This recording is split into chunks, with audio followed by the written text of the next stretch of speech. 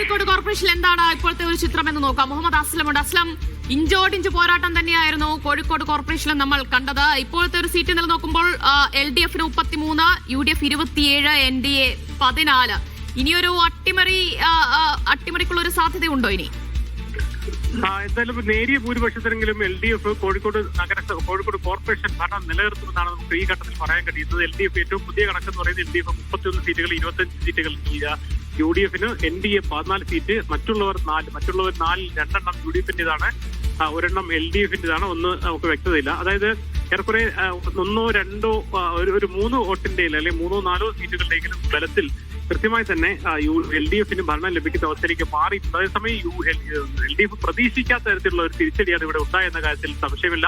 UDF നിരവധി sitting സീറ്റുകൾ പിടിച്ചെടുത്തു. മാത്രമല്ല BJP-ക്കും ശക്തമായ 7 സീറ്റിൽ നിന്നും അവർ നിലവിൽ 14 സീറ്റിലേക്ക്, ലീഡ് ഉൾപ്പെടെ 14 സീറ്റിലേക്ക് വരുന്ന ഇരട്ടി സീറ്റുകൾ മാറി. അതിൽ ഏറ്റവും പ്രധാനപ്പെട്ട തോൽവികൾ അല്ലെങ്കിൽ പ്രധാനമായ പരാജയങ്ങൾ എന്ന് പറയുന്നത്, ഒന്ന് LDF മേയർ സ്ഥാനാർത്ഥി അവതരിപ്പിച്ച മുസാഫർ പിന്നെ മീൻചന്ത എന്ന് പറയുന്ന വാർഡിൽ കോൺഗ്രസ് സ്ഥാനാർത്ഥിയോട് തോറ്റിരിക്കുന്നു. അതേസമയം തന്നെ UDF മേയർ സ്ഥാനാർത്ഥി അവതരിപ്പിച്ച PM നിയാസും പറോപ്പടി എന്ന് പറയുന്ന സിറ്റിംഗ് വാർഡിൽ BJP സ്ഥാനാർത്ഥിയോട് തോൽക്കുകയും 3ാം സ്ഥാനത്ത് ആവുകയും ചെയ്തിരിക്കുന്നു. ശരി അസ്ലാം, ഏറ്റവും പ്രധാനപ്പെട്ട ഒരു വിവരം ഗ്രാമപഞ്ചായത്തുകളിൽ UDF-ന്റെ ലീഡ് 500 കടന്നിരിക്കുന്നു എന്നുള്ളതാണ്.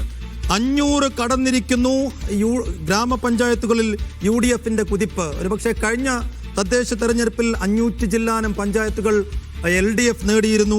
ഒരു 500ലേക്കൊക്കെ UDF എത്തുക എന്നുള്ളത് ഈ വോട്ടെണ്ണലിന്റെ തൊട്ട് ഒരു നിമിഷം മുമ്പ് പോലും അസാധ്യമായ ഒന്നായിരുന്നു. പക്ഷേ അസാധ്യമായ ഉയരങ്ങൾ കീഴടക്കുന്ന അങ്ങേയറ്റം സ്പെഷ്യലായ ഒരു തെരഞ്ഞെടുപ്പായി ഇത് മാറുന്നു എന്നുള്ളതാണ്. ഇത്രയധികം തിളക്കമാർന്ന ഒരു ജയം എനിക്ക് തോന്നുന്നു UDF നേതാക്കൾ പോലും പ്രതീക്ഷിച്ചില്ല. നിശ്ചയമായി കോഴിക്കോട് ജില്ലാ പഞ്ചായത്ത് ഉള്ളേരി ഡിവിഷൻ ഇപ്പോൾ UDF പിടിച്ചെടുത്തിരിക്കുന്നു വെച്ചാൽ LDF പതിറ്റാണ്ടുകളായി നിലനിർത്തിയ സീറ്റാണ്. MSF-ലെ ഹരിത നേതാവ് റിമ കുന്നുമല്ലൂടെ ഇപ്പോൾ UDF തിരിച്ചു പിടിച്ചിരിക്കുന്നത്. ഇപ്പോൾ കോഴിക്കോട് കോർപ്പറേഷനിലെ കാര്യം അസ്ലം പറയുകയായിരുന്നു. എന്ന് വെച്ചാൽ കോഴിക്കോട് കോർപ്പറേഷനിൽ തുടക്കത്തിൽ വലിയ പ്രശ്നങ്ങൾ ഉണ്ടായിരുന്നു, വലിയ തട്ടുകേടുകൾ ഉണ്ടായിരുന്നു. VM ബിനുവിന് വോട്ടില്ലായിരുന്നു. അവർക്ക് മേയർ സ്ഥാനാർത്ഥിയെ മാറ്റേണ്ടി വന്നു. ആ വാർഡിൽ മേയർ സ്ഥാനാർത്ഥിയാക്കി എന്ന് പറഞ്ഞ വലിയ രീതിയിലുള്ള വിമർശനം UDF-ന് LDF-ന്റെ ഭാഗത്തുനിന്ന് കേൾക്കേണ്ടി വരുന്നു. പക്ഷേ അതൊന്നും തന്നെ ഫലത്തെ ബാധിച്ചിട്ടില്ല. എന്നിട്ട് പോലും ജനങ്ങൾ തീരുമാനിച്ചു വന്നേ പൊളിറ്റിക്കൽ ട്രെൻഡ് എന്ന് നിസ്സംശയം നമുക്ക് പറയാവുന്ന ഒരു തെരഞ്ഞെടുപ്പ് തന്നെയാണ്.